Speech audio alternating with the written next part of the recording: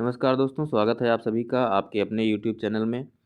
दोस्तों हम लोग डीएलएड फर्स्ट सेमेस्टर में कंप्यूटर जो सब्जेक्ट है आपका, वो बहुत सारे बच्चे ऐसे होते हैं जो कंप्यूटर नहीं पढ़े होते हैं शुरू से और बीटीसी में पहुंच जाते हैं और अचानक से ये सब्जेक्ट मिलता है एक अलग टाइप का, तो लोगों को दिक्कत होती है।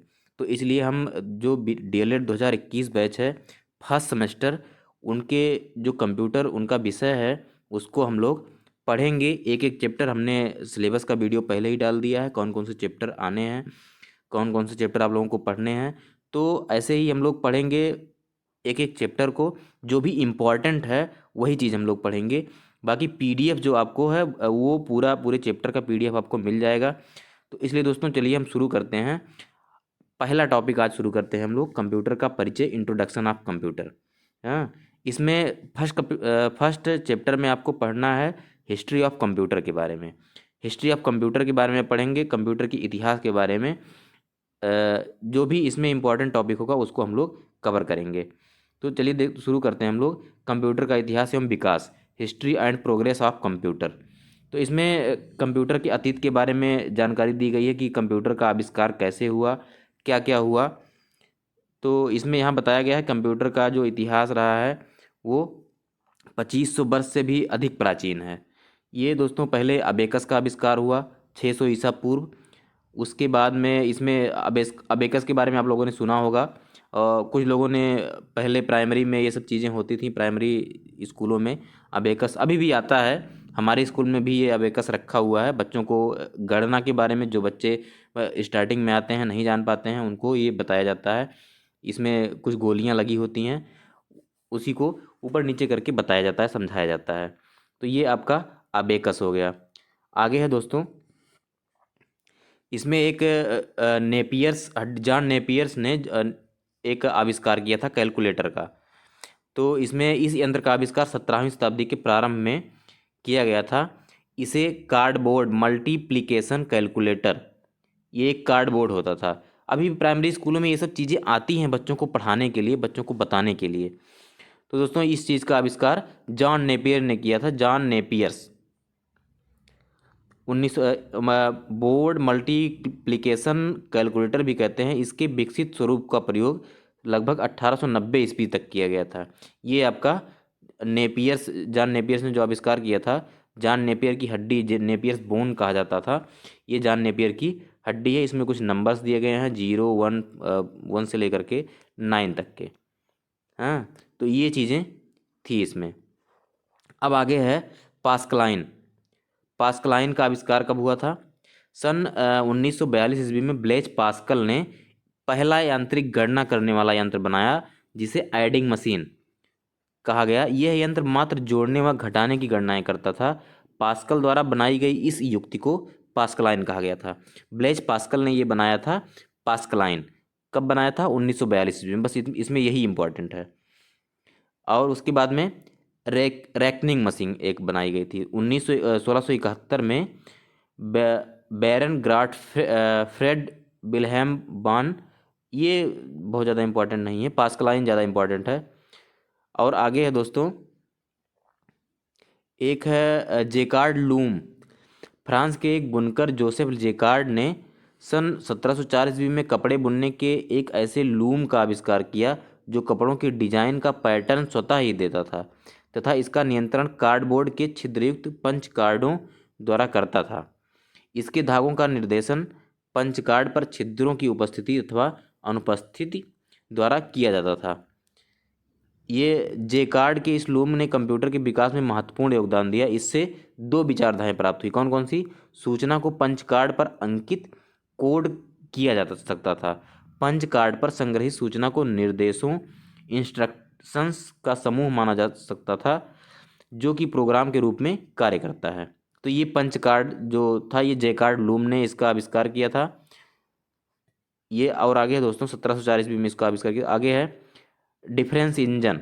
अब डिफरेंस इंजन क्या था? 19वीं शताब्दी के प्रारंभ में कैम्ब्रिज विश्वविद्यालय के गणित के प्रोफेसर चार्ल्स बैबेज ने सन 1822 ईस्वी में डिफरेंस इंजन नामक गणना करने की एक यांत्रिक मशीन विकसित की, ताकि हस्त निर्मित सारणियों में होने वाली त्रुटियों से छुटकारा पाया जा सके। तथा विश्वसनीय सारणियाँ उत्पन्न की जा सकें। बैबेज की इस मशीन में गियर व शाफ्ट लगे थे तथा यह भाप से चलती थी। 1842 ईस्वी में चार्ल्स बेबेज ने एक शक्तिशाली मशीन की रूपरेखा तैयार की जिसका नाम एनालिटिकल इंजन। ये बहुत ही इंपॉर्टेंट है दोस्तों, एनालिटिकल इंजन, ये आप लोग ध्यान दीजिएगा। एनालिटिकल इंजन 1842 ईस्वी में। कब इसका आविष्कार किया गया था? 1842 ईस्वी में। किसने आविष्कार किया था? चार्ल्स बेबेज ने। कौन सा इंजन था? Analytical engine. इसके आगे है, यह यंत्र पूर्णतः स्वचालित बनाया गया। यह यंत्र गणना की आधारभूत क्रियाएं सफलतापूर्वक क्रियान्वित कर सकता था तथा इसकी गति 60 गणनाएं प्रति मिनट थी। यह पंच कार्डों पर संग्रहित निर्देशों के समूह द्वारा निर्देशित होकर कार्य करती थी। यह मशीन स्वचालित रूप से परिणाम भी छाप सकती थी। तो ये एनालिटिकल इंजन था और इसी एनालिटिकल इंजन को विकसित करके चार्ल्स बेबेज को जो है, दुर्भाग्यवश चार्ल्स बेबेज इस मशीन की रूपरेखा के अनुरूप एक वास्तविक मशीन का निर्माण नहीं कर सके, किंतु उनकी यह मशीन एनालिटिकल इंजन की आधुनिक कंप्यूटर का आधार बनी। इसी कारण से चार्ल्स बेबेज को कंप्यूटर का जनक कहा जाता है।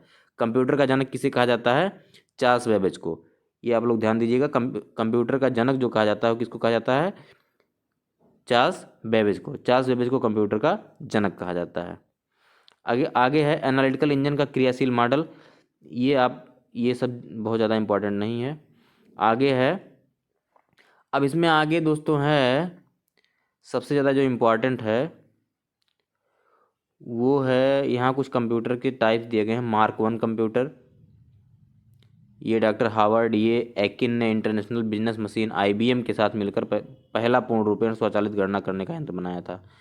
आगे है प्राथमिक electronic computer ABC, professor doctor John Vincent Atanasoff ने अपने सहयोगी क्लिफोर्ड बैरी के साथ मिलकर प्रथम इलेक्ट्रॉनिक कंप्यूटर बनाया था। आगे है electronic numerical integrator and calculator, ENIAC computer का विकास किया गया था। और आगे है, इसके आगे IBM 701।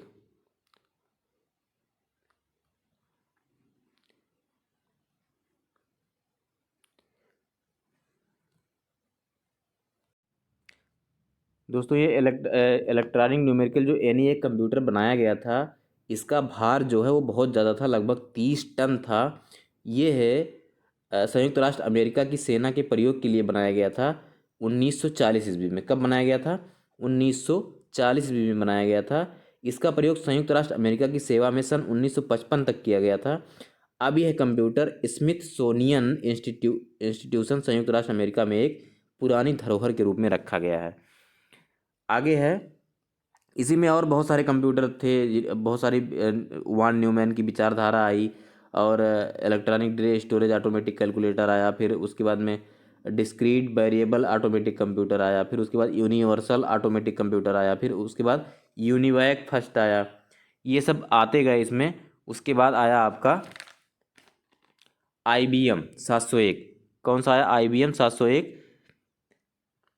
उसके बाद आया प्रथम मिनी कंप्यूटर। सन 1965 में डिजिटल इक्विपमेंट कॉरपोरेशन द्वारा प्रथम मिनी कंप्यूटर विकसित किया गया। DEC मिनी इस कंप्यूटरों की सर्वाधिक उत्पादक संस्था थी। ये छोटे, सस्ते व कम स्थान घेरने वाले कंप्यूटर थे। माइक्रो प्रोसेसर का आविष्कार किया गया, एक चिप थी।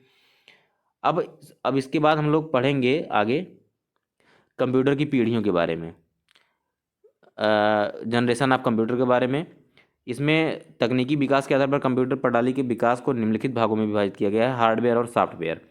कंप्यूटर में दो टाइप्स के होते हैं, जैसे एक हार्डवेयर पार्ट होता है, एक सॉफ्टवेयर पार्ट होता है। कंप्यूटर हार्डवेयर अथवा सॉफ्टवेयर के यंत्र व युक्तियाँ, इसमें कौन कौन से यंत्र होते हैं, कौन कौन सी युक्तियाँ होती हैं। सॉफ्टवेयर में क्या क्या होता है, ये अब थोड़ा बहुत तो आप लोग इतना पढ़े हैं कि कुछ ना कुछ तो जानकारी होगी कंप्यूटर के बारे में।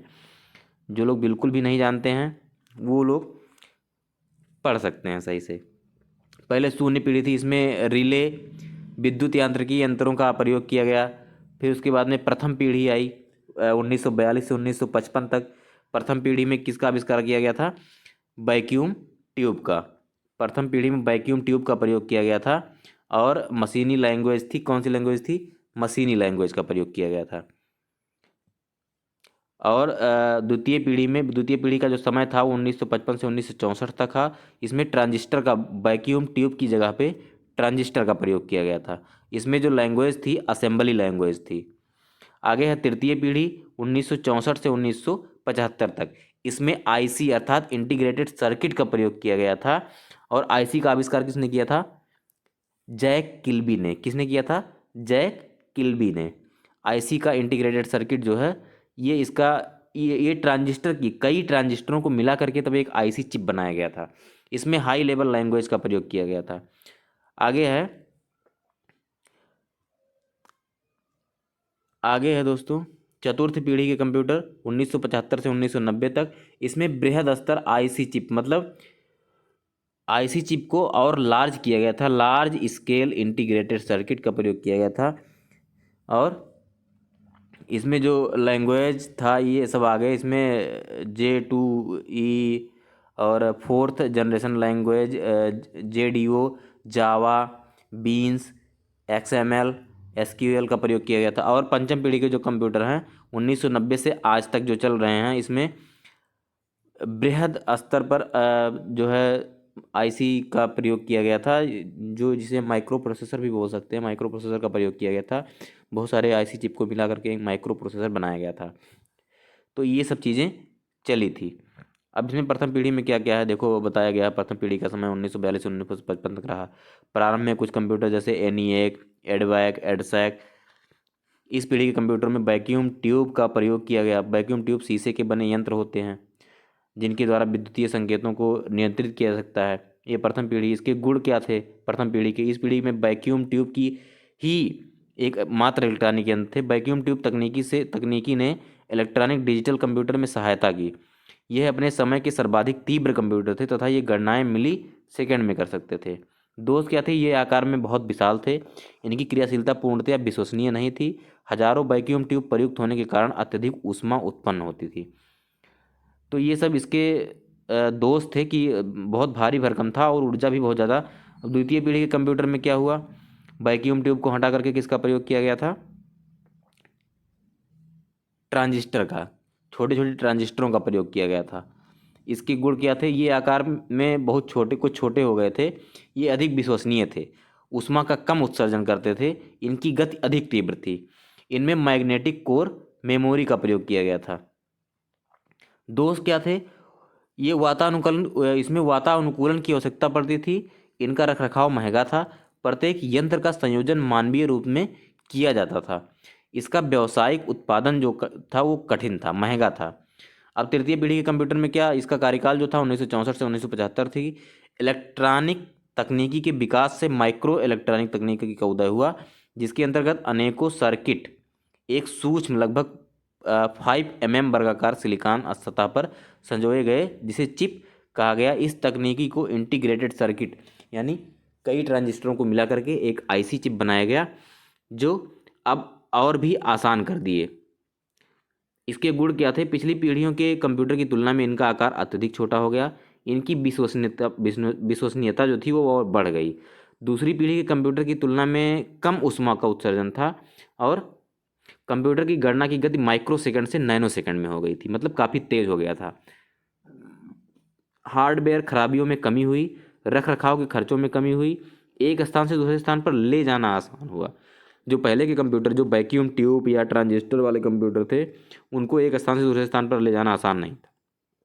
व्यावसायिक कार्यों में कंप्यूटर का विश्वव्यापी प्रयोग होने लगा।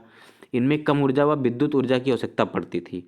कंप्यूटर के भागों के संयोजन में होने वाले व्यय में कमी आई। व्यावसायिक उत्पादन सरल हुआ, सस्ता हुआ। तो ये सब चीज़ें इनके जो है गुण थे। दोष क्या थे? वातानुकूलन की आवश्यकता अभी भी पड़ती थी। आईसी के उत्पादन हेतु अत्यधिक संवेदनशील तकनीकी की आवश्यकता थी।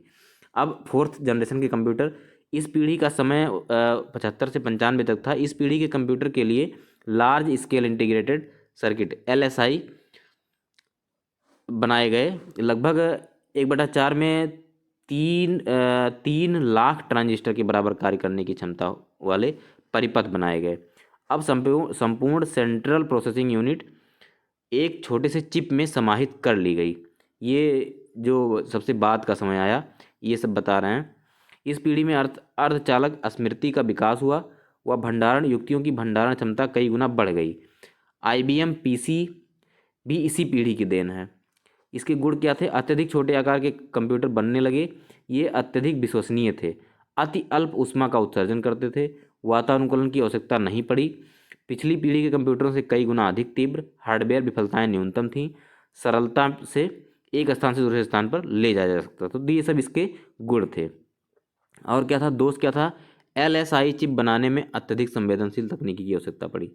अब जो लास्ट था पंचम पीढ़ी के कंप्यूटर जो 1990 से आज तक चल रहा है, इसमें क्या हुआ? इस पीढ़ी में very large scale integrated circuit का निर्माण किया गया। इससे कंप्यूटर की गति में अत्यधिक विकास हुआ व आकार छोटा होता चला गया। कंप्यूटर की प्रधान स्मृति मेन मेमोरी को भी अत्यधिक बढ़ाया जा सका। सन 1994 में DEC कंपनी द्वारा अल्फा माइक्रो प्रोसेसर मतलब माइक्रो प्रोसेसर का आविष्कार पंचम पीढ़ी में ही किया गया।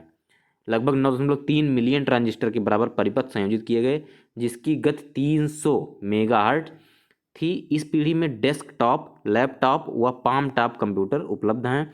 इस पीढ़ी के कंप्यूटर में ध्वनि, चित्र व अक्षरों का सम्मिलित रूप मल्टीमीडिया के नाम से विकसित हुआ। इस पीढ़ी में कंप्यूटर का प्रयोग फिल्म निर्माण, यातायात निर्माण, उद्योग, व्यापार व शोध आदि सभी क्षेत्रों में रहा। पंचम पीढ़ी के मध्य में ultra large scale integrated circuit बनाए गए, जिससे कंप्यूटर घड़ी के आकार तक हो गया। इस पीढ़ी में C++, विजुअल बेसिक, जावा, प्रोलॉग, HTML आदि भाषाओं व यूनिक्स, लाइनेक्स व विंडोज परिचालन प्रणाली का प्रयोग किया गया। इसके गुण क्या थे? आकार में अति सूक्ष्म, अति तीव्र गति, अत्यधिक भंडारण क्षमता 80 GB अर्थात 80 गीगाबाइट व अधिक, ग्राफिक यूजर इंटरफेस GUI का उपयोग, सभी क्षेत्रों में कंप्यूटर का उपयोग, कंप्यूटर में आर्टिफिशियल इंटेलिजेंस अर्थात कृत्रिम बुद्धिमत्ता, नगण्य ऊष्मा का उत्सर्जन, वातानुकूलन आवश्यक नहीं।